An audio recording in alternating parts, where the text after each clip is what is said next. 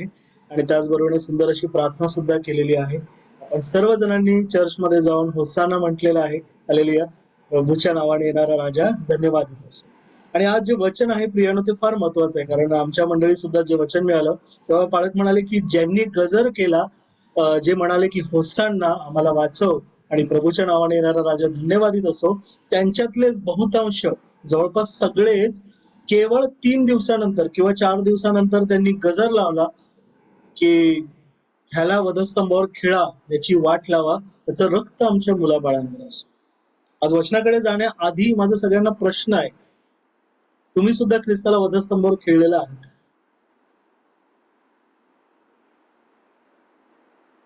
हो की नाही? हो, खिळलेलं आहे प्रिय. आपण सर्वांनी, कारण देवाचं वचन म्हणतं की देवाची कृपा प्रकाश मिळाल्यावर सुद्धा आपण जेव्हा जेव्हा पाप करतो, आपण आपल्या सोयीनुसार ख्रिस्ताला वधस्तंभावर खिळतो. आणि याचं वचन, आजचे तिन्ही विषय फार महत्वाचे आहेत. मंदिराचं धोदान, युगाची समाप्ती, जागृतीची आवश्यकता आणि त्याचबरोबरीने विश्वासू आणि दुष्ट दांस यांचा दृष्टांत. तर आजच्या वचनाकडे आपण लवकरात लवकर जाऊया. आणि मला वाटतं आज पहिले स्पीकर आहेत सलोमीच. तर इथून पुढची वेळ मी आपली बहीण सलोमीच्याकडे. हालेलुया. ख्रिस्त नावाला गौरव. दादा आवाज येतोय? रेंज प्रॉब्लेम आहे त्याच्यामुळं हो सलोमी, आवाज स्पष्ट येतो. हालेलुया. देवाचे आभार म्हणते पुन्हा एकदा. मी कधी बोललेली नाही वचनावर, पण हे आपल्या नाईट ग्रुपद्वारे जी ऍक्टिव्हिटी आहे त्यात सगळ्यांनी इन्व्हॉल्व्ह व्हायचं आहे आणि आमची देखील वाढ देवाच्या ज्ञानात कृपात होण्यासाठी जी काही देवाने संधी दिली याबद्दल देवाचे आणि सर्व नाईट ग्रुपचे मी आभार मानते. आणि आजचा माझा विषय आहे यरुशलेमेचा विध्वंस आणि युगाची समाप्ती. मत्ते, मार्क, लूक या सर्व अध्यायात आपण फक्त देवाने केलेले चमत्कार बघायला मिळतात. त्यांनी केलेले चिन्ह चमत्कार, त्याद्वारे देवाची महती आपल्याला कळते. पण हा मत्ते याचा 24वा अध्याय 1 ते 31 वचन, तसेच मार्क याचा 13वा अध्याय 1 ते 17 वचन आणि लूक याचा 21वा अध्याय 5 ते 28 वचन. हा जो अध्याय आहे त्या अध्यायात फक्त देवापाने आपल्याला तिचं राज्य जवळ येत आहे, जगाची समाप्ती होत आहे आणि जी केलेली दानियल, जखर्या यामध्ये केलेली जी भविष्यवाणी त्याची पूर्तता ह्याच्यात झालेली आहे. आणि हे अध्याय फक्त कुठल्या प्रकारचं त्यात हे नाहीये, म्हणजे कुठला चमत्कार नाही किंवा काय नाही, फक्त हे भविष्यात येणारे जे काही संकट आहेत त्या संकटाविषयी देव आपल्याला जागृत करत आहे. तसेच मत्ते 24वा अध्याय 1 ते 31 वचन ह्यातून आपल्याला असं कळतंय की शिष्य एकांतात त्यांना आपल्या येशू ख्रिस्ताला, आपल्या देवप्पाला काही प्रश्न विचारत आहे आणि त्या प्रश्नाचे उत्तर देवप्पा अगदी वचनाद्वारे एक मार्मिक शब्दात ते उत्तर देतो. या अध्यायातून हे कळते की येशू वधस्तंभाच्या जाण्याच्या अगदी जवळ आलेला आहे आणि तो जगाच्या आणि यरुशलेमेच्या समाप्तीची भविष्यवाणी सांगत आहे. या वचनातून कोणता चमत्कार नाही किंवा चमत्कार बघायला मिळत नाही, फक्त जी भविष्यात येणारे जे काही संकट, दुःख आहेत त्याबद्दल देवप्पा सांगतो. शिष्य येशू यरुशलेमेच्या मंदिराबद्दल बोलत आहे. येशू आपल्या शिष्यासोबत जैतुनाच्या डोंगरावर बसलेला आहे. सावध राहा, तुम्हाला कोणी फसवू नये. हे संपूर्ण बायबलचे विशेष आहे. प्रभू येशूने सांगितले, खूप फसवणूक होईल तेव्हा येशूचे विरोधक येतील. संकट, दुःख, शेवटचे चिन्ह सांगत येशू जैतुनाच्या डोंगरावर बसला असता सर्व शिष्य स्वर्गीय ज्ञान मिळवण्यासाठी ते येशूला प्रश्न विचारत आहे, नाही का? ते असं कोणत्या पण गोष्टीवर बोलत नाही, पण आपल्याला स्वर्गीय ज्ञान मिळण्यासाठी शिष्य येशूला ते प्रश्न विचारत आहे. ह्याप्रमाणे आपणही परमेश्वराच्या वचनात व त्याच्या शिक्षेबद्दल अधिक जाणून घेण्यासाठी देवाच्या वचनात राहिले पाहिजे. येशूने सांगितले, सावधान राहायला सांगितले. हे चिन्ह येशूने आपल्या शिष्यांना म्हणाला, सावधान असा, कारण भविष्यात खोटे संदेश येतील. ते स्वतःला देव म्हणतील आणि तुमची फसवणूक होईल. म्हणून आपल्याला सावधानतेचा इशारा दिलेला आहे, कारण ते शास्त्री पुरुषासारखे असणार आहेत, कारण ते स्वार्थी, मीपणा, लोभी वृत्तीने देवाचे वचन आपल्याला शिकवणार. हे सध्याच्या जीवनात सगळीकडे बघायला मिळत आहे, कारण हे शेवटचे युग आहे. हे असंच होणार आणि हे अभिवचन आपल्याला देवानं सांगितले आहे. त्यासाठी आपण काय करायचं? देवानं आगाऊच किंवा अधिकच आपल्याला सांगून ठेवलेलं आहे. तर देव आपला किती महान आहे आणि किती आपल्यावर प्रेम करतो. कारण की भविष्यात जे होणार आहे, ते फक्त देव आणि देवच जाणू शकतो. आपल्याला ह्या प्रार्थनेनंतर काय होणार आहे, आपण काही जाणू शकत नाही. पण देवाने आधीच आपल्याला सांगितलं, की असे खोटे संदेश होईल, तुमची फसवणूक होईल, अनेक महामारी होईल, राष्ट्र राष्ट्रावर उठेल आणि प्रत्येक गोष्टीची दाणादाण होईल. त्याच्यामुळे त्यासाठी अधिक प्रार्थनेत वाढायला हवे. वचनात प्रबळ विश्वासात दृढ राहिले पाहिजे. कारण खरे खोटे संदेश ते आपल्याला ओळखता आले पाहिजे. तसेच येशू आपल्या शिष्यांना सांगतो, की आपले दुःख, क्लेश या शेवटच्या काळात आ आहेत. आजही राष्ट्र-राष्ट्रावर उठले आहेत. अनेक ठिकाणी अशांतता आहे. हे आपण हे आपल्याला बायबल वाचत आलो आहे. तसेच भूकंप, महामारी, कोरोनासारखा जो काळ आलाय, त्या काळामध्ये देखील जे अशक्य गोष्ट होती आपल्यासाठी, नाही का, ती देखील देवानं शक्य केली आणि त्यातून देखील एक आपला धडा आपण घेतलेला आहे आणि सगळ्यात म्हणजे नाही का, जरी तो एक महामारी अनेक लोकांचं जीवितहानी झाली, अनेक लोकांचं नुकसान झालं. पण आपल्याला ह्या वचनाद्वारे देवानी कोरोना काळातच आपल्याला वाढवलेलं आहे आणि त्यामुळे देखील आपल्याला देवाची अधिक वचनात आपली वाढ झालेली आहे. दुष्काळ या सर्व गोष्टी आपण अनुभवत आहे. कारण हे होणारच आहे. कारण ते विधिलिखित आहे आणि हे असं बायबल सांगत आहे. ह्या गोष्टीवरून ख्रिस्ती लोकांचा छळ होत आहे. आपण अनेक न्यूजपेपर, टीव्ही बघतो. अनेक आपले अनेक WhatsAppवरून वगैरे बातम्या कळतात. चर्चेसवर हल्ले होतात. यामुळे एकमेकांच्यात द्वेष, मत्सर निर्माण झालेला आहे. अनेक जण एकमेकाला जीवे देखील मारत आहे. कारण हे युगाचं शेवटचं युग आहे आणि हे हे असंच होणार कारण की हे काय शेवटचं आहे. यानंतर येशू येणार आहे. हे पापमय जग होत चाललेले आहे. चोरी, मारामारी, व्यभिचार या सर्व गोष्टीमुळे पाप वाढत चालले आहे. पण ह्या दिवसात अधिक उपास, प्रार्थना करणे, वचनाचे मनन करणे, विश्वासात दृढ राहणे, धीर धरणे हे आवश्यक आहे. कारण पश्चाताप करणे आणि देवाची सुवार्ता केली पाहिजे. जेव्हा येशूचं दुसरं आगमन होईल, तेव्हा आपण वधूप्रमाणे तयार राहिलं पाहिजे. म्हणून प्रभूने वचनाद्वारे आपल्याला प्रगट केले आहे, की आपण ह्या सर्व पापापासून सावधान राहिले पाहिजे. कारण अनिष्ट दिवस येत आहेत. म्हणून देवाच्या राज्यासाठी निरंतर प्रार्थना करणे आवश्यक आहे. त्याच्या आज्ञेत, पवित्रतेत वाढत गेलं पाहिजे आणि दुसऱ्यांनाही देवाच्या राज्यात आपण आणलं पाहिजे. तसेच दानिయేलाच्या पुस्तकाद्वारे जी काही भविष्यवाणी होती, ते देखील भविष्यवाणी देवबापाने आपल्याला सांगितलेली आहे आणि तो आपला शेवटचा काळ आहे. जे धाब्यावर किंवा शेतात आहेत, काम करत आहेत, त्यांनी माघारी येऊ नये. जिथे आपण आहोत त्याच ठिकाणी देव आपल्याला पाचारण करणार आहे.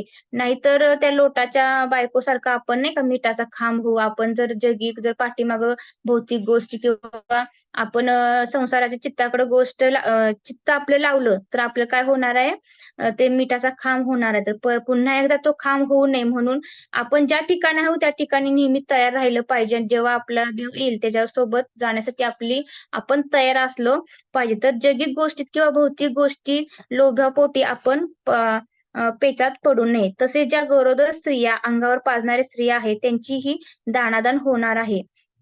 कारण आजपर्यंत असं संकट आलं नाही, असं संकट येणार आहे. तसंच आपले पलायन हिवाळ्यात किंवा शाब्बात दिवशी होऊ नये म्हणून आपण प्रार्थनेत राहूया. या संकटांना तोंड देण्यासाठी अधिक वचनात, विश्वासात वाढूया. कारण ह्या दिवसात खोटे संदेश अनेक भूलताप आपल्याला फसवतील, आपली दिशाभूल करतील, अनेक चिन्हे व अद्भुत कृत्ये दाखवतील. म्हणून येशूने हे आपल्याला ह्या गोष्टी अगोदरच सांगितल्या आहेत. आपला प्रभू किती महान आहे, आपल्याला किती काळजी करतो. जे घडणार आहे ते आधीच आपल्याला सांगून ठेवले आहे. म्हणून त्याच्या वचनात मुळावलेले असू म्हणजे कोणत्याही सैतानाच्या फसवणुकीला आपण फसणार नाही. तसेच प्रगटीकरण 6वा अध्याय 12 ते 13 आणि यशया 13 ते 6 मध्ये देखील जे स्पष्टीकरण आहे की त्या दिवसात संकटानंतर लगेच सूर्य अंधकारमय होईल, चंद्र प्रकाश देणार नाही, तारे आकाशातून पडतील व आकाशाची बळे डळमळतील.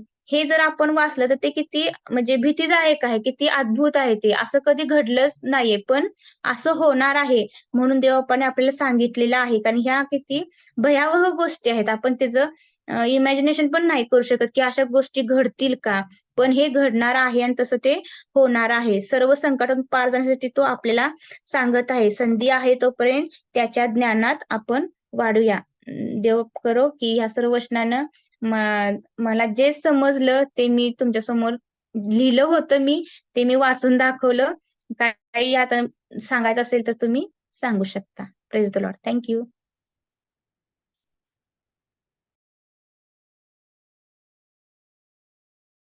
हालेलुया. प्रभू येशू ख्रिस्त नावाला गौरव. फार सुंदर असं वचन आपल्याकडे आलेलं आहे. मंदिराचे धुळदाण आणि युगाची समाप्ती. आणि पुढचा विषय आहे जागृतीची आवश्यकता. तर मला वाटतं नीता आज एका कौटुंबिक प्रार्थनेमध्ये गेल्यामुळे तिला जॉईन व्हायला उशीर होणार आहे. तर जोपर्यंत नीता जॉईन होते तोपर्यंत आपण तिसऱ्या विषयाकडे जाऊया. आणि तिसरा विषय आज आहे की प्रभूने एक विश्वासू दास आणि दुष्ट दास यांचा दृष्टांत दिलेला आहे. आणि या विषयावरती प्रशांत मोहन समुद्रे आमचे प्रशांत दादा बोलणार आहे. तर इथून पुढची वेळ मी पिंटू दादा यांच्याकडे देतो. हालेलुया.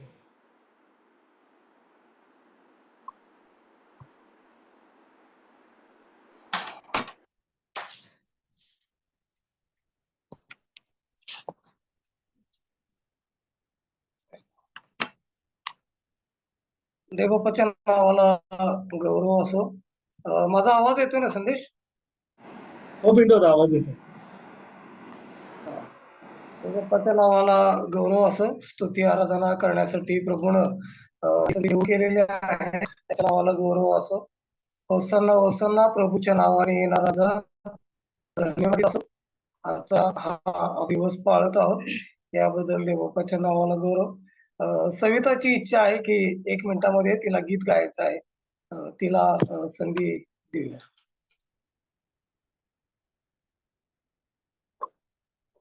हालेलुया. देवाच्या नावाला गौरव देते. आज आपण सर्वांनी जावळ्याचा रविवार साजरा केला आणि त्या अनुषंगानेच हे गीत आहे. यहुदी राजाची ओ दावीद पुत्राची, यहुदी राजाची ओ दावीद पुत्राची, स्वारी थाटात आली माझ्या गावात नासोरी येशूची, नासोरी येशूची, स्वारी थाटात आली माझ्या गावात नासोरी येशूची, नासोरी येशूची, प्रभूच्या नावाने ओ येईल मानाने, प्रभूच्या नावाने ओ येईल मानाने, डुले डौलात कशी हिरवी हातात झावळी खजुरीची, झावळी खजुरीची, डुले डौलात कशी हिरवी हातात झावळी खजुरीची, झावळी खजुरीची, यहुदी राजाची ओ दावीद पुत्राची, यहुदी राजाची ओ दावीद पुत्राची, फुलली फुलवेली ओ नगरी बग सजली, फुलली फुलवेली ओ नगरी बग सजली, येरुशलेम भेट घेई सप्रेम राजांच्या राजाची, राजांच्या राजाची, येरुशलेम भेट घेई सप्रेम राजांच्या राजाची, राजांच्या राजाची, यहुदी राजाची ओ दावीद पुत्राची, यहुदी राजाची ओ दावीद पुत्राची, स्वारी थाटात आली माझ्या गावात नासोरी येशूची, नासोरी येशूची. स्वारी थाटात आली माझ्या गावात, नासोरी येशूची, नासोरी येशूची, नासोरी येशूची, नासोरी येशूची. थँक्यू.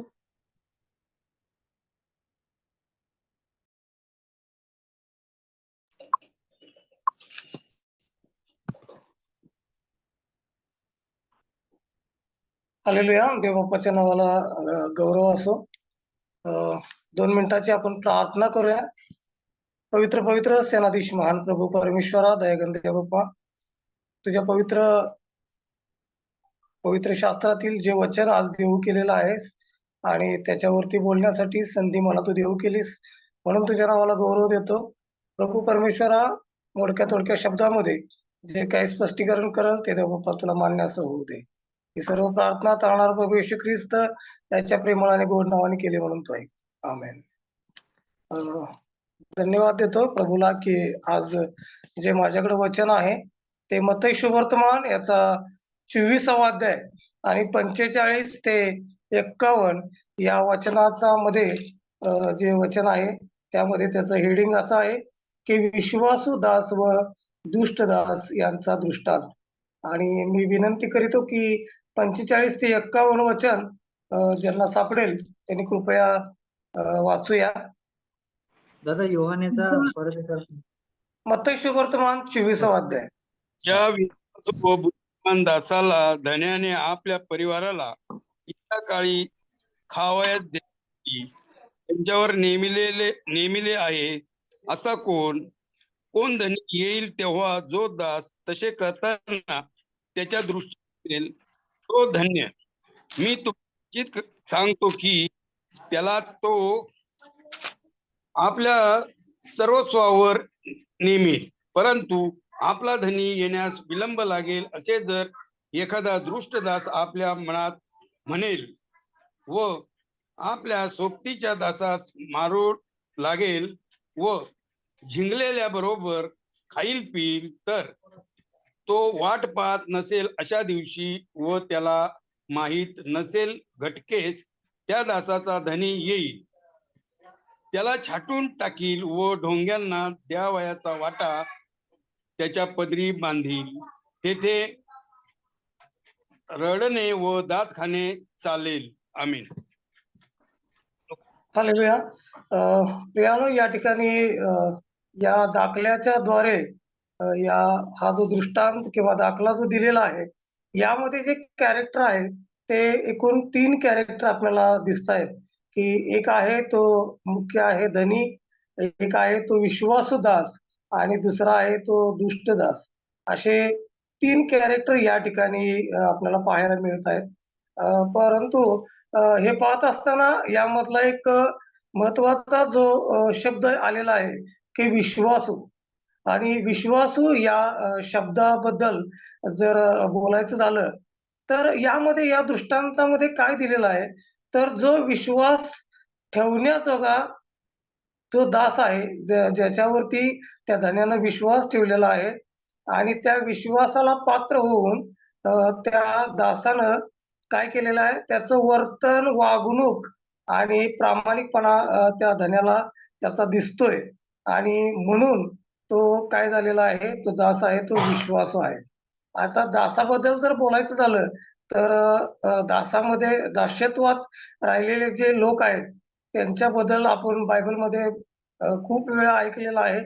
दास्यामध्ये असताना कशा पद्धतीची वागणूक त्या दासाला दिली जाते ते आपण अनेक वेळा पाहिलेलं आहे. परंतु असे देखील काही धनी आहेत की जे आपल्या दासावरती पूर्ण विश्वास ठेवतात आणि त्या विश्वासाला पात्र असणारे सुद्धा दास काय झालेले आहेत या ठिकाणी आपल्याला पाहायला मिळत आहे.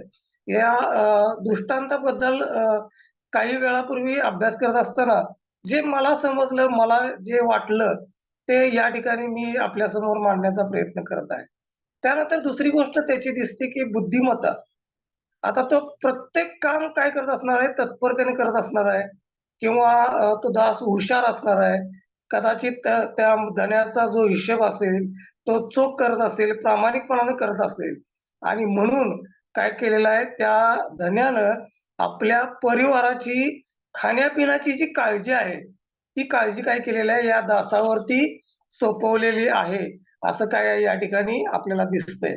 आणि तो प्रामाणिकपणे जबाबदारी पार पडतोय आणि तो पार पाडत असताना ही जेव्हा तो धनी येईल, तेव्हा आल्यानंतर त्यानं पाहिलेलं आहे, की ज्या दासाला मी जी जबाबदारी त्याच्यावरती दिलेली होती, त्याने काय केलेले आहे, ते व्यवस्थितपणे पार पाडलेले आहे. त्याच्या परिवाराची खाण्यापिण्याचा शब्द दिलेला आहे. म्हणजे खाण्यापिण्याची देखभालीची जी काही जबाबदारी आहे, ते त्याने काय केलेलं आहे, पूर्णपणे प्रामाणिकपणानं काय केलेले आहे, पार पडलेले आहे. मग काय होईल, की धनी खुश होईल आणि तो दास काय होईल, त्यावेळेस धन्य होईल. का? तर त्याला जी जबाबदारी दिली होती ती प्रामाणिकपणानं पार पडल्यामुळं तो धनी काय होणार आहे, खुश होणार आहे आणि त्याला बक्षीस काय मिळणार आहे, तर त्याच्या सर्वस्वावर म्हणजे आणखी त्याच्याकडे काही पुढं जर असतील आणखी दास असतील किंवा आणखी त्याचं काही कामकाज असेल, तर त्याच्यावरती काय होणार आहे, त्याची नेमणूक होणार आहे. असं या ठिकाणी आपल्याला काय केलेलं आहे, वाचायला मिळते. या दृष्टांतामध्ये काय झालेलं आहे, धन्याला कदाचित यायला उशीर जर लागला असता आणि प्रामाणिकपणे अ, काम करणारा जो आहे, तो कितीही उशीर लागू दे किंवा अचानक येऊ दे, त्याचं काम कसं असणार आहे, प्रामाणिकपणाचं आहे. आणि म्हणून ज्यावेळेस अचानकपणानं का असेना, तो धनी या ठिकाणी आलाय आणि आल्यानंतर त्या विश्वासू दासाचं जे काम आहे, ते काम त्याला दिसलेलं आहे आणि मग तो काय झालेला आहे, खुश झालेला आहे. हा एक भाग दिसतो आणि दुसरा यामधला दुसरा भाग दिसतो, की दुष्ट दास म्हणून. जो दास कसा आहे, की धनी कधी येईल किंवा त्याला कदाचित वेळ लागेल आणि त्या वेळेमध्ये त्याला दिलेलं जे काम आहे, ते काम प्रामाणिकपणानं न करता काय करत आहे तो जे अजून प्रामाणिकपणानं काम करणारे जे दुसरे दास आहेत, त्यांना काय करतोय तो मारझोड करतोय. म्हणजे काम करायला अटकाव करत असेल किंवा त्यांच्यामध्ये वाईट कृत्य त्यांच्यामधले जे काही वेगवेगळ्या प्रकारच्या ज्या काही गोष्टी आहेत, जे त्यांना सवय असतील किंवा ज्या काही व्यसनं असतील, त्यांच्यामध्ये काय झालेला आहे, तो जिंगत पडलेला असा दिसतोय आणि मग अशा पद्धतीचा हा दाखला आहे. आणि ज्यावेळेस म्हणजे कुठलंही काम त्याला दिलेलं, ते प्रामाणिकपणानं न केल्यामुळं, जेव्हा त्याचा अचानकपणे धनी येईल आणि त्याला हे सगळा प्रकार दिसेल, तेव्हा त्याला तो निश्चितच विश्वासू दासाप्रमाणे त्याच्यासमोर वर्तणूक नसणार आहे. तर तो काय करणार आहे, त्याला कदाचित राग येईल किंवा आणखी कुठल्या प्रकारची प्रतिक्रिया होईल, सांगू शकत नाही. तर पवित्र शास्त्रामध्ये शब्द दिलाय, की त्याला छाटून टाकलं जाईल म्हणून. आणि मग छाटून टाकणं या शब्दाचा जर अर्थ बघितला, तर ते कसं आहे, मुळासकट काढून टाकणे, असा त्याचा अर्थ होतो. आणि मग किंवा आणि त्याला पुढे काय म्हटलेलं आहे, की ढोंग्यांना देण्याचा जो वाटा आहे, तो त्याला मिळेल.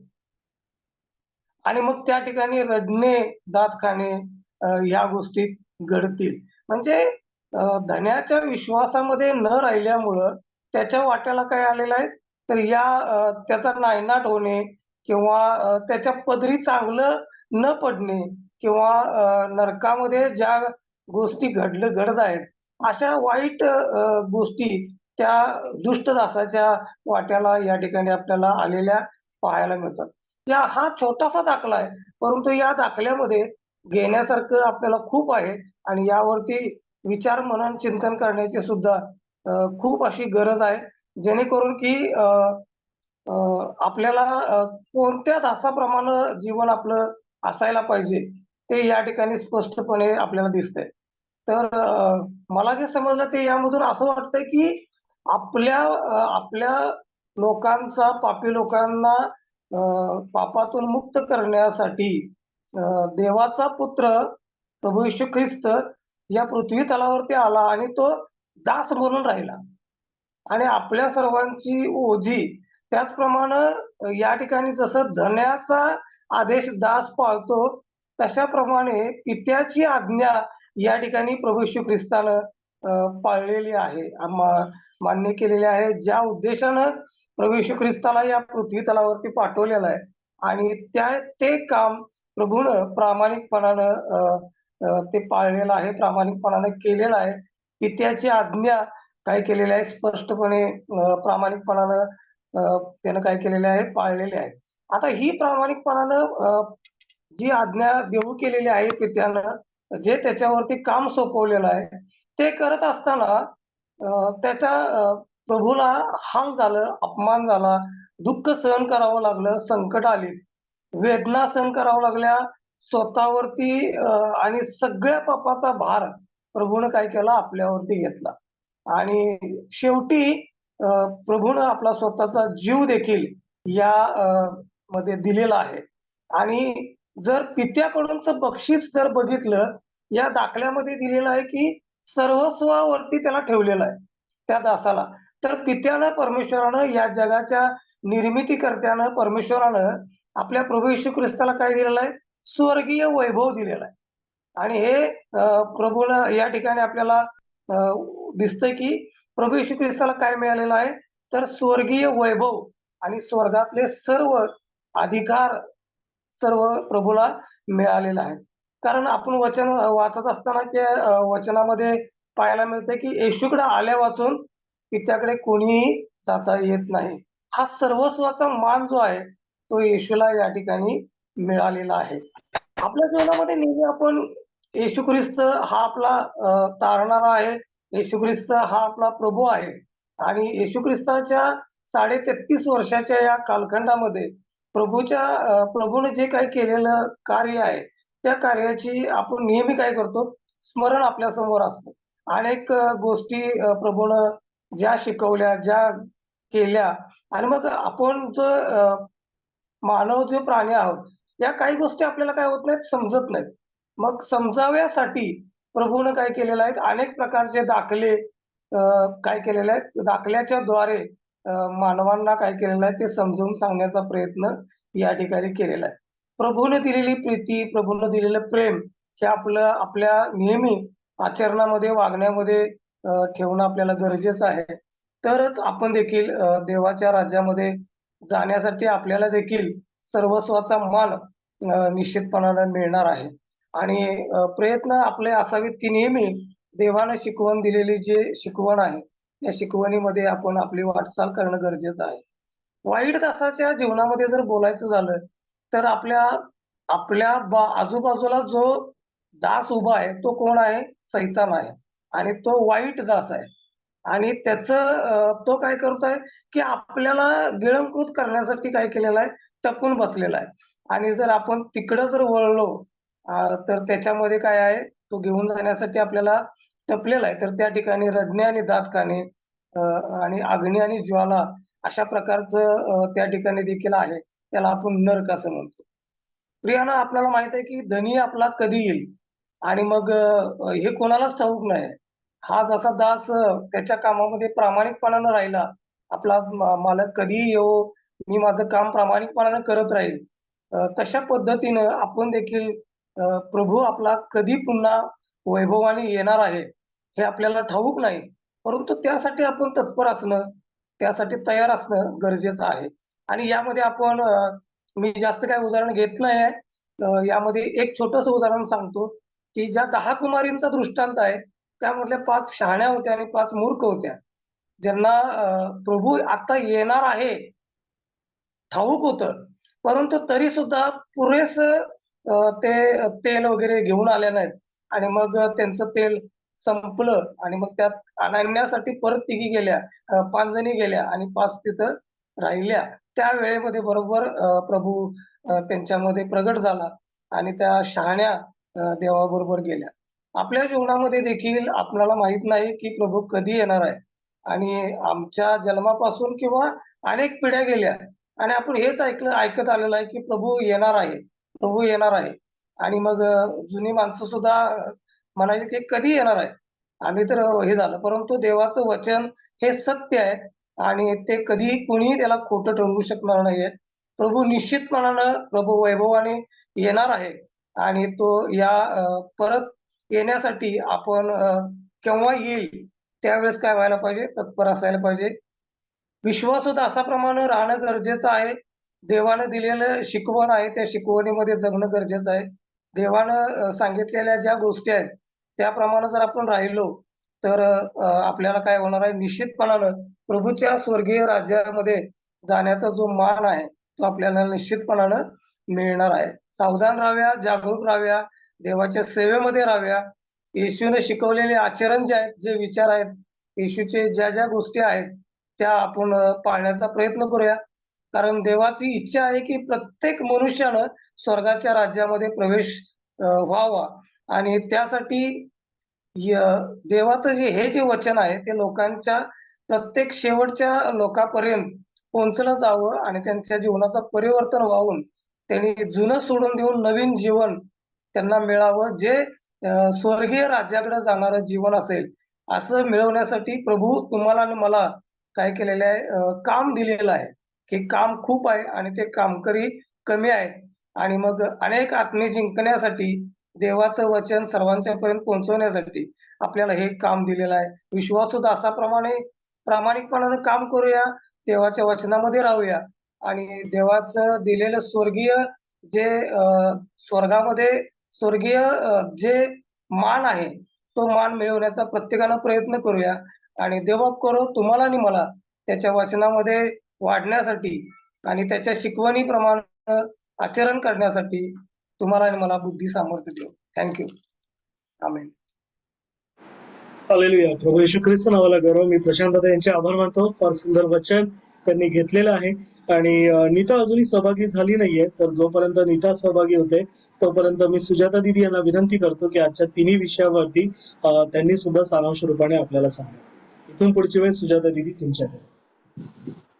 हालेलुया. माझा आवाज क्लिअर येतो? येस, येतोय दिदी. थँक्यू. देवाच्या नावाला धन्यवाद असो. फार सुंदर असं मनन होत आहे आणि हे मनन ऐकत असताना प्रियांनो आपण आनंदी होत आहोत हृदयामधून आणि कुठेतरी भीती देखील वाटत आहे. हालेलुया. आणि भीती वाटणं गरजेचं आहे प्रियांनो, कारण जसे आता आपले बंधू म्हणाले, तुम्हाला आणि मला कशाची आवश्यकता आहे? जागृतीची आवश्यकता आहे. हालेलुया. आपण कशाप्रमाणे त्या विश्वासू आणि बुद्धिमान दासाप्रमाणे राहणं गरजेचं आहे. जर आजचे तिन्ही विषय आपण पाहिले, मी सलोमीचे आभार मानते. फार मोठा विषय तिने डीप स्टडी करून इतक्या छोट्या वेळामध्ये सादर करणं कठीण आहे, पण देवाचा आत्मा सामर्थ्य आणि बुद्धी पुरवतो. प्रियांनो, मत्तयकृत शुभवर्तमानाचा पूर्ण 24वा अध्याय आपण पाहिला तर जेव्हा प्रभू येशू ख्रिस्त मंदिरापासून निघत असताना शिष्य प्रभूकडे येऊन काय म्हणतात की प्रभूजी ही इमारत पहा. ती इमारत कोणती आहे? कशाबद्दल शिष्य प्रभूला सांगत आहेत? कशाबद्दल शिष्य प्रभूला सांगत आहेत? मत्तय 24 मध्ये कोणत्या इमारतीकडे पाहावयास सांगत? मंदिराची इमारत. मंदिर. हालेलुया. हे मंदिर कुणी बांधलेलं आहे? फार महत्वाचं आहे, म्हणून आज जरा मंदिरावर आपण भार देणार आहोत. हे मंदिर कुणी बांधलेलं आहे? कितवं मंदिर आहे? हे दुसरं मंदिर आहे प्रियांनो. पहिलं मंदिर आपण अभ्यास केला, शल्मोन राजाने बांधलं होतं आणि दुसरं मंदिर जे आपण जरुबाबेल एज्राच्या काळामध्ये बांधलं गेलं होतं, त्या मंदिराचं गौरव पहिल्या मंदिरापेक्षा अधिक होईल है ना. आपण त्याचा अभ्यास केला. का बरं? दुसरं मंदिर पाहता वैभवाच्या दृष्टीने आकाराच्या दृष्टीने पहिल्या मंदिरापेक्षा लहान आहे, पण तरीही दुसऱ्या मंदिराचं गौरव पहिल्या मंदिरापेक्षा मोठं का होतं? आपण त्याचा अभ्यास केला म्हणून प्रश्न विचारत. दुसऱ्या मंदिराचं गौरव पहिल्या मंदिराच्या गौरवापेक्षा जास्त का बरं आहे? आज आपण तो दिवस साजरा केला ना, कारण येशू ख्रिस्ताचं त्या यरुशलेमात येणं होणार होतं म्हणून. कारण प्रभू येशू ख्रिस्त है ना, ज्या देवाचं मंदिर आहे ते तो देव तिथे प्रकट झाला. हालेलुया. मंदिरामध्ये काय होतं? प्रभूचं दयासन होतं. प्रभू मेघातून उतरत असे, पण इथे खुद्द प्रभू येशू ख्रिस्त दुसऱ्या मंदिरात आला आहे आणि त्या मंदिराची इमारत शिष्य प्रभूला दाखवत आहेत. पण प्रभूचं उत्तर काय आहे? प्रभू म्हणत आहे इथे दगडावर दगड राहणार नाही, मंदिराचा नाश होणार आहे, ह्याविषयी प्रभू शिष्यांना सांगत आहे. आणि तेव्हा शिष्य प्रभूला विचारत आहे, प्रभू ह्या युगाच्या समाप्तीचं, दोन गोष्टी शिष्यांनी प्रभूला विचारलंय. प्रभू ह्या युगाच्या समाप्तीचं आणि प्रभू तुमच्या येण्याचं चिन्ह काय? आणि प्रभूने काय उत्तर दिलं? प्रभूने अनेक चिन्ह सांगितली आहेत प्रियांनो.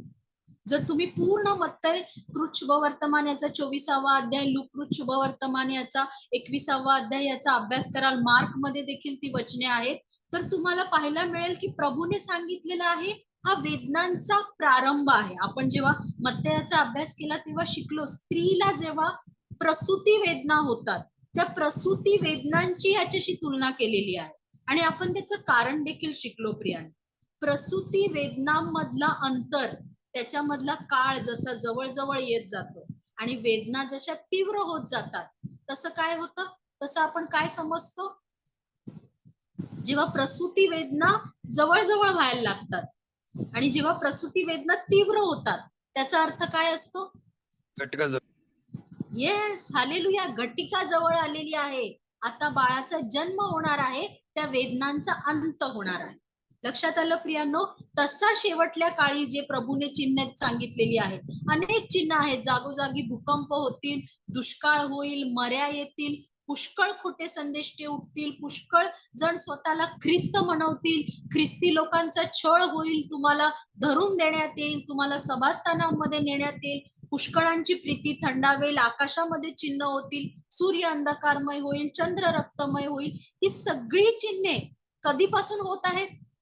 आताच आपल्या बंधूंनी सांगितलंय ना, तुमच्या माझ्या आधीची पिढी, त्याच्या आधीची पिढी, शिष्यांच्या वेळेपासून है ना, पुढे आपण पौलाच्या पत्रामध्ये अभ्यास करणार आहोत, तेव्हापासून लोक त्या दिवसाची वाट पाहत आहेत. कोणत्या दिवसाची वाट पाहत आहेत? प्रभूच्या येण्याची. प्रभूच्या येण्याची. हालेलुया. तुमचा माझा प्रभू येशू ख्रिस्त गौरवाने येणार आहे, त्या येण्याच्या दिवसाची वाट पाहत आहेत प्रियांनो. पण प्रभूने काय सांगितलेलं आहे? हा वेदनांचा प्रारंभ आहे, या गोष्टी होणार. तुम्ही काय ऐकाल? लढायांच्या अवया ऐकाल, राष्ट्र राष्ट्रावर, राज्य राज्यावर उठेल. आपण ऐकत आहोत का लढायांच्या गोष्टी? तुम्ही ऐकत आहात? भूकंपाच्या गोष्टी तुम्ही ऐकत आहात? होय, होऊ राहिले त्यात. मऱ्यांच्या मरी तुम्ही पाहिली का? आताच आपल्या बहिणीने सांगितलं ना, कोरोना. कोरोना. आणि ह्या गोष्टी आता कशा होत जाणार प्रियांनो, आपण समजून घेऊया. आपल्या प्रभू येशू ख्रिस्ताने सांगितल्याप्रमाणे ह्या गोष्टी अधिक तीव्र आणि अधिक जवळ. आधी 200 वर्षांमधून मरी यायची, आता 100 वर्षामध्ये आली. पुढे नंतर 50 वर्षात येईल, 30 वर्षात, 10 वर्षात, 5 वर्षात, अशा जवळ होत जाणार आहेत आणि अधिक तीव्र होत जाणार आहेत या गोष्टी. लढायांच्या गोष्टी, जागोजागी जे भूकंप होतील, दुष्काळाच्या गोष्टी तुम्ही ऐकताय का? ऐकत आहोत ना? ओला दुष्काळ, सुका दुष्काळ आपण अनुभवत आहोत प्रियांनो, समजून घेऊया. कारण ही सर्व चिन्हे आपल्या प्रभूने आपणाला सांगितलेली आहेत, ती होत आहेत. आणि द साईन, ते चिन्ह काय आहे? ते मत्तई कृत शुभवर्तमान याचा 24वा अध्याय आणि 14व्या वचनामध्ये लिहिलंय. मत्तई 24:14 वाचा, काय लिहिलंय? सर्व राष्ट्रांना साक्षीसाठी म्हणून राज्याची ही सुवार्ता सर्व जगात गाजवली जाईल, तेव्हा शेवट होईल. आमेन. शेवट केव्हा होईल? प्रभूच्या राज्याची, है ना, सर्व राष्ट्रांत साक्ष व्हावी म्हणून देवाच्या राज्याची, देवाच्या स्वर्गाच्या राज्याची, प्रभूची सुवार्ता सर्व जगात गाजवतील, तेव्हा शेवट होईल. आणि त्याआधी आपणाला काय सांगितलंय 13व्या वचनामध्ये? परंतु शेवटपर्यंत जो टिकेल तोच तरेल. का बरं असं म्हटलेलं आहे? जो शेवटपर्यंत टिकेल, त्याचं कारण पुढच्या वचनांमध्ये दिलेलं आहे की निवडलेल्यांस देखील फसवावं, निवडलेल्यांस देखील ठकवावं, म्हणून काय होईल? पुष्कळ खोटे संदेष्टे, पुष्कळ ख्रिस्त उठतील, है ना. जर तुम्ही इतिहासात पाहिलं, आज आपणाकडे वेळ नाहीये, अनेक ख्रिस्त आलेले आहेत, अनेक पुष्कळ खोटे संदेष्टे आलेले आहेत आणि त्यांना आपण वाचतो की ख्रिस्त विरोधकाला, प्रकटीकरणामध्ये देखील ते वचन आहे, ख्रिस्त विरोधकाला देखील ते सामर्थ्य देण्यात आलेलं आहे. कुठलं सामर्थ्य? की ते पुष्कळ अद्भुते आणि चिन्हे करतील. कशासाठी? की निवडलेल्यांस देखील फसवतील. कारण खोटे ख्रिस्त, मी 24व वचन वाचते, मत्तई 24:24, कारण खोटे ख्रिस्त व खोटे संदेष्टे होतील व अशी मोठी चिन्हे व अद्भुते दाखवतील की साधेल तर निवडलेल्यांस देखील फसवावे. म्हणून तुम्ही आणि मी, आपण फसवले जाऊ नये, आपण जागृत राहावं, म्हणून तुमच्या माझ्या प्रभूने आपणाला आधीच हे सांगून ठेवलेलं आहे. की काय होणार आहे? ह्या सर्व गोष्टी होणार आहेत. आणि हे सर्व झाल्यानंतर काय होणार आहे? तुम्ही एक आकाशात मोठं चिन्ह पाहाल. त्याच्याविषयी दिलेलं आहे. मी विनंती करेन 30व वचन वाचा. काय लिहिलेलं आहे? 27 ते 30 वाचा. कारण जशी वीज पूर्वेकडून निघून पश्चिमेपर्यंत चकाकत जाते, तसे मनुष्याच्या पुत्राचे येणे होईल. जेथे प्रेत असेल तेथे गिधाडे जमतील. त्या दिवसातील संकटानंतर लगेचच सूर्य अंधकारमय होईल, चंद्र प्रकाश देणार नाही, तारे आकाशातून पडतील व आकाशाची बळे डळमळतील. तेव्हा मनुष्याच्या पुत्राचे चिन्ह आकाशात प्रकट होईल. मग पृथ्वीवरील सर्व जातीचे लोक शोक करतील आणि ते मनुष्याच्या पुत्राला आकाशातल्या मेघावर आरूढ होऊन पराक्रमाने व मोठ्या वैभवाने येताना पाहतील. आमेन. आमेन. काय होईल? आकाशामध्ये मनुष्याच्या पुत्राचे, जसं प्रभू येशू ख्रिस्ताचं स्वर्गारोहण होत असताना शिष्य आकाशाकडे पाहत राहिले, तेव्हा देवदूत त्यांना काय म्हणाले? की तुम्ही आकाशाकडे काय पाहता? जसं मनुष्याचा पुत्र आकाशात स्वर्गात घेतला गेला, तसंच तुम्ही त्याला येताना पाहाल. आणि प्रभू येशू ख्रिस्ताने सांगितलेलं आहे, तेव्हा तुम्ही आकाशात जशी वीज पूर्वेकडून पश्चिमेपर्यंत चमकते, तसं मनुष्याच्या पुत्राचं, तुमच्या माझा गौरवी राजा है ना. आजच आपण तो जय जयकार केला. यरुशलेमेमध्ये जेव्हा प्रभू येशू ख्रिस्ताचा जयोत्सवाने प्रवेश झाला, तेव्हा तेच लोक होते जे मोठमोठ्याने ओरडले की ओच्चाना ओच्चाना, प्रभूच्या नावाने येणारा राजा धन्यवादित असो. पण थोड्या दिवसांनी त्याच लोकांनी काय म्हटलं? याची वाट लावा, याला वधस्तंभावर द्या. किती थोडके दिवस सुद्धा ते टिकू शकले नाही प्रियांनो. म्हणून आज तुमच्या माझ्यासाठी तो इशारा आहे, कारण प्रभूने सांगितलेलं आहे, तेव्हा पृथ्वीवरील सर्व जातीचे लोक जे मनुष्याच्या पुत्राला, प्रभू येशू ख्रिस्ताला गौरवाने येताना पाहतील, तेव्हा ते काय करतील? तेव्हा ते शोकाने आपला ऊर बडवतील. तेव्हा ते काय करतील? शोक करतील. का बरं शोक करतील? आपण त्याचा अभ्यास केलाय. का बरं? पस्तावा करतील. येस, का बरं? कारण त्यांनी नाकारलेलं होतं प्रभूला. कारण त्यांनी त्या राजाला स्वीकारलं नाही. कारण त्यांनी प्रभूच्या वार्तेवर विश्वास ठेवला नाही. कारण त्यांनी प्रभूला तारणारा म्हणून स्वीकारलं नाही. कारण त्यांनी प्रभूवर विश्वास ठेवला नाही. म्हणून प्रभू येशू ख्रिस्त तुम्हाला आणि मला ह्यासाठी या सर्व गोष्टी शिष्यांना सांगितलं. जसं प्रभूने शिष्यांना सांगितलं होतं, आपण त्याचा अभ्यास केलेला आहे. 70 वर्षानंतर खरोखर मंदिराची धूळधाण झालेली आहे. मंदिरामध्ये दगडावर दगड राहिला नाही. हालेलुया. यरुशलेम मध्ये आता मंदिर आहे का प्रियांनो? यरुशलेमेत आता मंदिर आहे का? नाही. आता मंदिर नाही आहे प्रिया. मंदिर बांधलं जाणार आहे का? बांधलं जाणार असं भरपूर ऐकायला येतं. असं ऐकायला येतं. Yes, hallelujah. अजून बांधलं जाणार आहे का? शास्त्रात काय? बांधलं जाणार आहे. 3 दिवसात प्रभू येशू बांधणार आहे. येस, ते प्रभू येशू ख्रिस्ताच्या पुनरुत्थानाविषयी आहे. आणि जे प्रभूचं मंदिर यरुशलेमेमध्ये, देवाचं मंदिर बांधलं जाणार आहे का? हो, बांधलं जाणार. आपण ते वचन वाचूया. त्याचा संदर्भ मत्तई 24 मध्ये दिलाय. आपण त्याचा प्रतिसंदर्भ वाचूया. मी विनंती करेन, पहिल्याने दानियेलाचा 11वा अध्याय 31व वचन वाचूया. दानियेल 11:31.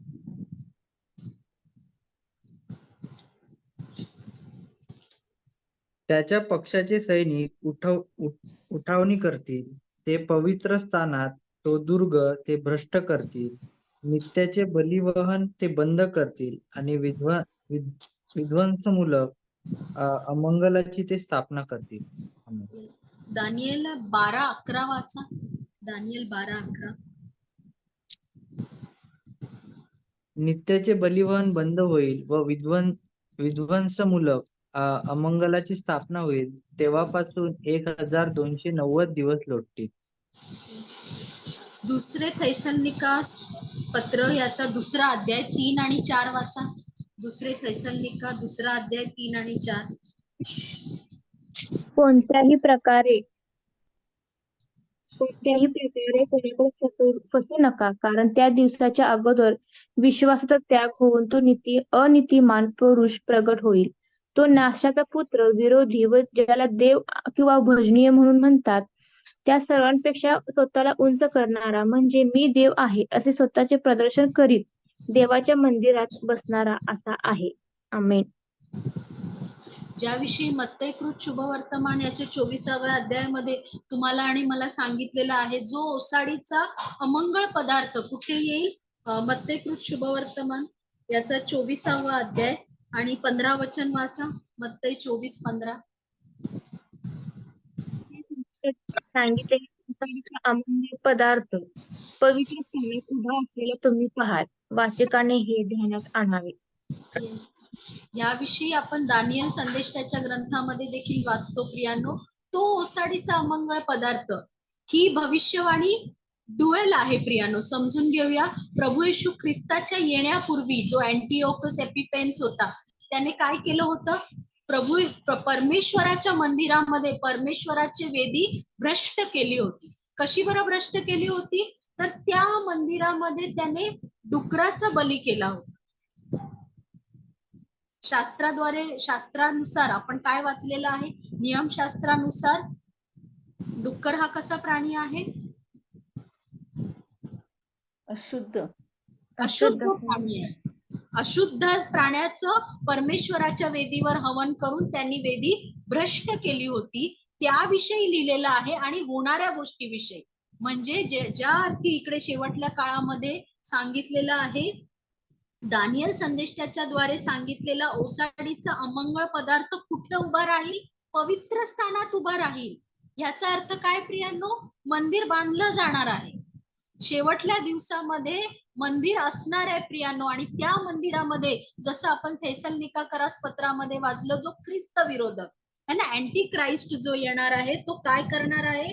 तो नाशपुत्र विरोधी, ज्याला देव किंवा भजनीय असं म्हणतील, कारण तो स्वतःला देव असं प्रोक्लेम करेल, त्या सर्वांपेक्षा स्वतःला उंच करणारा म्हणजे मी देव आहे असे स्वतःचे प्रदर्शन करीत देवाच्या मंदिरात बसणार आहे. मी तुम्हाजवळ असताना हे तुम्हा सांगितले, याची तुम्हास आठवण नाही काय? पौल याची आठवण थेसलनिकाकरास मंडळीस करत आहे. आणि याविषयी प्रभू येशू ख्रिस्ताने तसेच परमेश्वराने दानियल संदेष्टाद्वारे सांगितलेला आहे. जो महान ट्रेब्युलेशन पिरियड असणार आहे, त्याच्या मधल्या काळामध्ये 3.5 वर्षाचा काळ, जो शेवटला सप्ताह आहे, ज्याला शेवटचा 7 वर्षाचा काळ म्हणतात, त्या 7 वर्षाच्या काळामध्ये 3.5 वर्ष झाल्यानंतर हा ओसाडीचा अमंगळ पदार्थ देवाच्या मंदिरामध्ये उभा राहणार. आणि ह्या सर्व गोष्टी प्रभू येशू ख्रिस्त शिष्यांना सांगत असताना आपण पाहतो, पुढच्याच वचनामध्ये सांगितलेलं आहे सर्वात महत्वाची गोष्ट, ती म्हणजे अंजिराच्या झाडावरून प्रभू येशू ख्रिस्ताने तो दाखला सांगितलेला आहे. की आपण मार्क मध्ये तो रेफरन्स वाचूया. मी विनंती करेन, मार्क कृत शुभवर्तमान मार्क 13 मध्ये आपण ते वाचूया.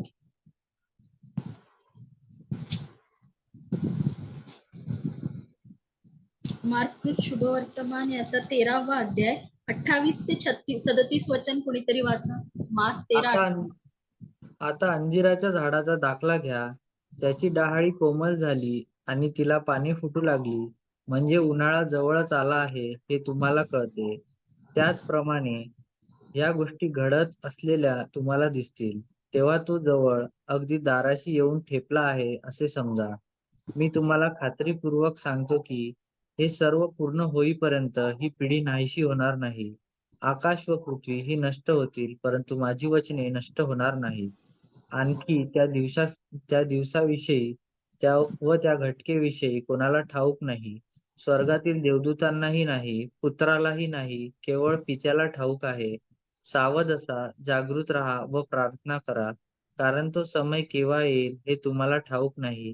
प्रवासाला जात असलेला कोणा एका माणसाने आपले घर सोडते वेळी आपल्या नोकरांना अधिकार देऊन त्याचे काम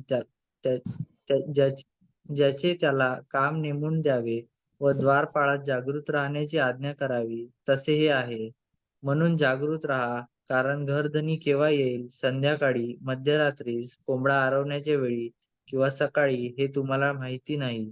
नाहीतर अकस्मात येऊन तो तुम्हाला झोपा काढत असलेला पाहिल. जे मी तुम्हाला सांगतो तेच सर्वांना सांगतो, जागृत राहा. आमेन. हालेलुया. हे यासाठी सांगण्यात आलेलं आहे. जेव्हा तुम्ही अंजिराच्या झाडाकडे पाहता तेव्हा त्याला पानं फुटू लागली की तुम्ही समजता की आता उन्हाळा जवळ आलेला आहे. हालेलुया. ही काळाची चिन्हे तुम्हाला समजत आहे. त्याप्रमाणे जेव्हा प्रभू येशू ख्रिस्ताने ही सर्व चिन्हे तुम्हाला सांगितलेली आहेत आणि एका शास्त्र अभ्यासकांचं, अनेक शास्त्र अभ्यासकांचं म्हणणं आहे की ते अंजिराचं झाड म्हणजे इस्रायल आहे. इस्रायलामधील चिन्ह पहा किंवा प्रभू येशू ख्रिस्ताने जी सर्व चिन्हे तुम्हाला मला सांगितली, जी संपूर्ण जगभरात घडत आहे, त्याकडे पहा आणि तुम्ही काय करा, जागृत राहा. जसं पुढचा दृष्टांत आपण पाहिलेला आहे, विश्वासू दास आणि दुष्ट दास. विश्वासू आणि बुद्धिमान दास तो आहे ज्याला धन्याने सोपवून दिलेलं काम करत असताना तो कंबर बांधून ते काम विश्वासूपणाने करत आहे. कारण धनी कुठल्या घटकेस येईल हे कुणालाही ठाऊक नाही. पण दुष्टदास तो आहे, लक्षात घेऊया, विश्वासू दास आणि दुष्टदास दोन्हीही धन्याने नेमलेले दास आहेत. ही सर्वात महत्वाची गोष्ट आहे प्रिया. दोघही धन्याने नेमलेले म्हणजे त्या कामास योग्य असे दास आहेत, विश्वासणारे आहेत प्रिया. पण विश्वासणारे आपल्या कामापासून कधी भटकतील? इकडे सर्वात मोठा इशारा तो आहे की सर्वात मोठी फसवणूक किंवा सर्वात मोठी बुलवणूक ही आहे, ही नाही की प्रभू येणार नाही, प्रभू येण्यास विलंब लागत आहे. म्हणून जे खा पी आनंद कर विश्वासूपणाने काम न करत असलेला जेव्हा प्रभू पाहिल है ना, तेव्हा प्रभू काय करेल, वचनामध्ये आत्ताच आपल्या बंधूंनी सांगितलं, तो त्या दुष्ट दासाला कापून टाकेल. आणि कुठे टाकेल? ढोंग्यांबरोबर त्याला वाटा मिळेल. अविश्वासू अधार्मिकांबरोबर त्याला कुठे वाटा मिळणार आहे? जिथे रडणे व दात खाणे चालेल. त्यासाठी आपली वेळ झालीये, पण आपण एक महत्वाचा संदर्भ वाचूया. मी विनंती करेन, पेत्राचे दुसरे पत्र त्याचा 3रा अध्याय 8 ते 11 वचन वाचूया. पेत्राचे दुसरे पत्र याचा 3रा अध्याय. तरी प्रियजन हो, ही एक गोष्ट तुम्ही विसरू नका की प्रभूला एक दिवस 1000 वर्षासारखा आहे आणि 1000 वर्षे एका दिवसासारखी आहे. कित्येक लोक ज्याला विलंब म्हणून म्हणतात, तसा विलंब प्रभू आपल्या वचनाविषयी करत नाही, तर तो तुमचे धीराने सहन करतो. कोणाचा नाश व्हावा अशी त्याची इच्छा नाही, तर सर्वांनी पश्चाताप करावा अशी आहे. तरी रात्री चोर येतो तसा प्रभूचा दिवस येईल. त्या दिवशी मोठा नाद करत नाहीसे त्या दिवशी आकाश मोठा नाद करत नाहीसे होईल. सृष्टीतत्वे तप्त होऊन लयास जातील आणि पृथ्वी व तिच्यावरील गोष्टी उघडकीस येतील. आमेन. 11 पण तरी ही सर्व अशी लयास जाणारी आहेत. म्हणून पवित्र वर्तणुकीत व सुभक्तीत राहून देवाचा दिवस येण्याची वाट पाहत व तो दिवस लवकर यावा म्हणून खटपट करत तुम्ही कशा प्रकारचे लोक असावे बरे. कारण प्रभू ज्याला आपण विलंब म्हणतो तो विलंब प्रभू लावत नाही. प्रभूला एक दिवस 1000 वर्षासारखा आणि 1000 वर्षे एका दिवसासारखी आहे ना, आपण म्हणतो. आणि आज अनेक विश्वासणाऱ्यांमध्ये आपण या गोष्टी ऐकतो की आमच्या पिढ्यानपिढ्यापासून आम्ही प्रभूच्या दिवसाची वाट पाहत आहोत, पण अजून प्रभू आलेला नाही. पण ज्याला आपण विलंब म्हणून म्हणतो तो विलंब प्रभू लावत नाही, तर प्रभू तुमचं माझं धीराने सहन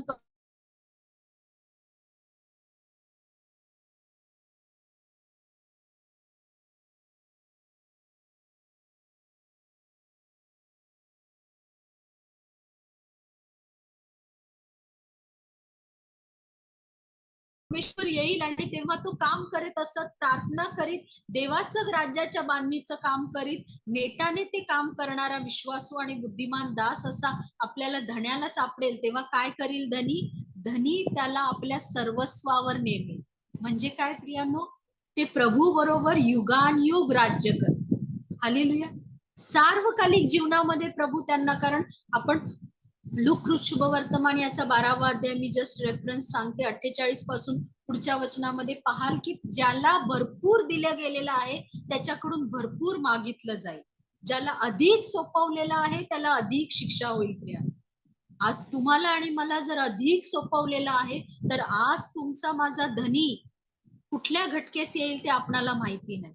पण त्या घटकेस आपण एकमेकांसाठी ही प्रार्थना करूया की आपण प्रार्थना करीत जागृत कंबर कसून संपूर्ण शस्त्र सामग्री धारण करून कसं पवित्र वर्तणुकीत आणि सुभक्तीमध्ये आपल्या धन्याला तयार असला. हालेलुया. आज आपण इथे थांबूया. इथून पुढची वेळ आपले संचालक हालेलुया. देवाच्या नावाला धन्यवाद देतो की सुंदरच आज जे विषय मनन घेतले. प्रशांत दादा सलोमिता यांचे आभार मानतो आणि तसंच सुजाता दीदी यांनी पण सारांश रूपाने आपल्याला तिन्ही विषयाचं मनन केलं, म्हणून त्यांच्या नावाचे धन्यवाद देतो. आपण आता प्रार्थनेच्या समाप्ती